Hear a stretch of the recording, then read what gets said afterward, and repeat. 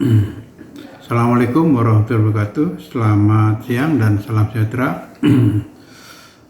Semoga kita hari ini sehat walafiat, selalu dalam lindungan Tuhan Yang Maha Esa. Adik-adik, mari kita lanjutkan materi kuliah untuk legal opini.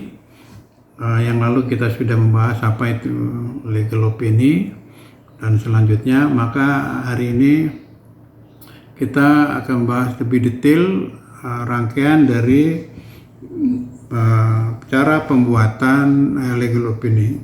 Yang pertama adalah, kemarin kita masih ingat ya, kita kemarin membahas tentang ini membuat legal opini yang sederhana ya.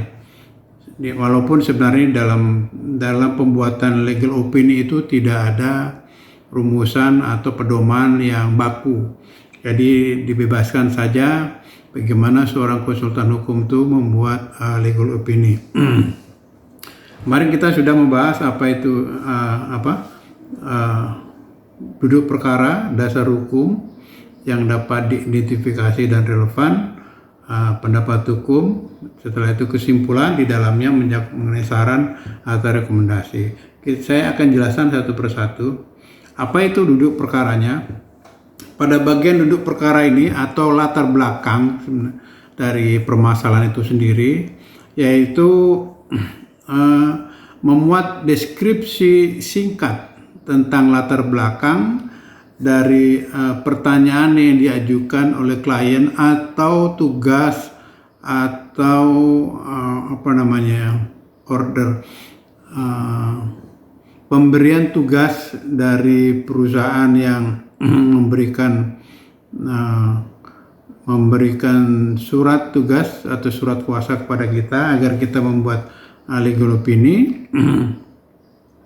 Tentang informasi latar belakang itu sebenarnya sudah harus diketahui. Nah, klien itu sendirilah yang mengutarakan dari persoalannya, masalahnya apa sih sebenarnya gitu. Nah, klien itu atau perusahaan itu ya akan membuat kronologinya, bisa tertulis, biasanya tertulis, mereka akan membuat bla bla bla bla, atau bisa juga diskusi, kita dipanggil. Kalau malas perusahaan, ya sudah Pak, silakan datang ke kantor, kita diskusi, diberikanlah dokumen-dokumen bla bla bla, kita diskusi. Pada bagian ini tidak perlu ada uraian yang panjang lebar, cuma diberikan uraian singkat tentang permasalahan itu apa sih yang dihadapi oleh perusahaan ini, diceritakanlah semuanya gitu. Maka kita harus merekod, harus mencatat semuanya, termasuk yang ada di dokumen-dokumen itu. Itulah duduk masalah yang ada di dalam perusahaan itu. Latar belakang ini apa? Permasalahannya sebenarnya di perusahaan ini apa? Gitu. Kenapa dia harus pinjam? Kenapa dia perlu modal? Kenapa dia harus, dan yang lain-lain. Itu diceritakan semuanya. Setelah itu yang kedua urutannya adalah dasar hukum. Apa itu dasar hukum? Pada bagian ini memuat ketentuan hukum apa saja yang berkaitan dengan isu tadi. Ya, tadi sudah diceritakan tentang latar belakang atau duduk permasalahannya. Dasar hukum itu bisa berubah sumber-sumber hukum seperti perundang-undangan, jurisprudensi, perjanjian-perjanjian baik nasional maupun internasional, perjanjian dalam lapangan dalam keperdataan, doktrin atau kebiasaan, bahkan authentic legislation juga bisa, seperti kode etik profesi, itu pun bisa dianggap sebagai dasar hukum.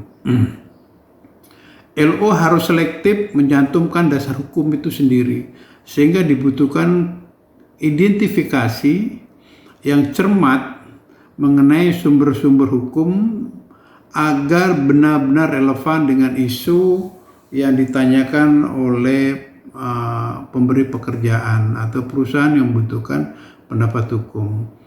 Apapun itu bentuknya ya, bisa peraturan perundang-undangan,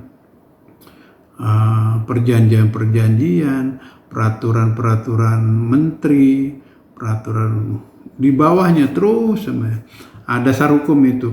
Nah, kita menulisnya itu paling atas. Kalau kita tahu hierarki struktur perundang-undangan, paling tinggi adalah Undang-Undang Dasar 45. Setelah itu di bawahnya adalah undang-undang, atau Perpu, di bawahnya lagi peraturan pemerintah, peraturan presiden, terus sampai ke paling bawah, termasuk peraturan kementerian dan lain-lain. Ya, yang berkaitan dengan itu tidak semuanya ya, hanya khusus yang berkaitan dengan pekerjaan itu yang kita butuhkan sebagai dasar hukumnya yang berkaitan dengan itu. Kalau dia berkaitan dengan kredit ya undang-undang perbankan, contoh seperti itu. Kalau tentang perusahaan ya undang-undang perusahaan. Kalau di ekspor impor tentang ekspor impor ya itu. Setelah dasar hukum kita yang ketiga adalah pendapat hukum. Apa itu pendapat hukum? Sesungguhnya legal opinion itu sendiri merupakan suatu pendapat, sehingga dapat diduga juga di bagian inti dari legal opinion atau pendapat hukum itu atau LO yang dibuat, isinya berupa analisa atau analisis terhadap isu yang ditanyakan oleh perusahaan atau orang yang membutuhkan legal opinion itu sendiri. Apa isunya? Nah, kalau isu itu nanti kita diskusikan juga dengan pemilik perusahaan atau orang yang membutuhkan itu. Dikaitkan dengan dasar-dasar hukum itu sendiri, ya, sehingga secara lugas penulis legal opinion akan mengutarakan pandangannya berikut dengan alasan-alasannya. Ini pendapat. Bagian yang paling penting adalah pendapat hukum, sehingga porsi yang diberikan bagian ini harus yang paling banyak. Ia akan mendominasi halaman yang tersedia dalam LO yang dibuat. LO itu tidak terlalu banyak, ya cukup 3, 4, 5 lembar gitu, katakan maksimal 7 lembar lah gitu ya. Pendapat hukum itu. Nah, porsi pendapat hukum ini biasanya paling banyak gitu ya. Setelah kita menganalisa seluruh dokumen-dokumen itu dan apa yang diminta oleh pemberi pekerjaan ini, kita bisa menganalisa. Setelah itu baru kita memberikan pendapat. Apa pendapat kita tentang permasalahan yang dihadapi oleh perusahaan itu? Masalah kredit, masalah merger, masalah akuisisi, gitu, dan lain-lain, apapun lah, kira-kira seperti itu. Nah, setelah pendapat hukum, baru kita yang paling belakang adalah, atau yang keempat adalah kesimpulan. Pada bagian ini, legal opinion hanya memuat beberapa kalimat yang mempertegas apa inti dari pendapat hukum. Kesimpulan itu inti, ya, inti dari pendapat hukum dan saran atau rekomendasi hukum yang diberikan pada klien, gitu, ya. Jadi intinya apa sih? Perusahaan ini baik atau tidak? Perusahaan ini sehat atau tidak? Perusahaan ini layak nggak diberikan pinjaman, gitu. Termasuk di dalamnya perusahaan ini setelah ada pendapat hukum tadi ya, maka ini tidak layak diberikan pinjaman karena dia masih punya pinjaman di beberapa tempat sesuai dengan data dokumen. Kalau perusahaan ini tidak sehat setelah diaudit, gitu. Perusahaan ini melanggar hukum, gitu, bla bla bla macam-macam gitu ya. Perusahaan ini tidak patuh terhadap hukum. Lalu berikan sarannya apa ya, bla, sebutkan saja saran-sarannya itu. Saran itu macam-macam ya, tapi kita tidak boleh lepas dari pendapat tadi.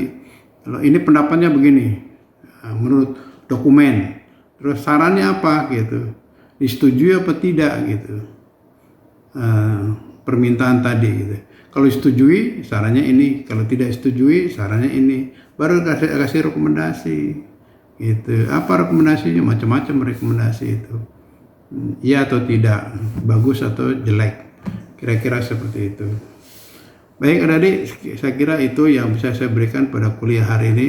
Mudah-mudahan kita bisa bertemu pada kuliah praktek bagaimana cara membuat legal opinion. Sebelum praktek memang kalian pasti bingung, tapi setelah praktek kalian bisa membuat legal opinion, nanti sudah terbiasa dan pasti akan mudah mengerjakan segala sesuatunya. Terima kasih. Assalamualaikum.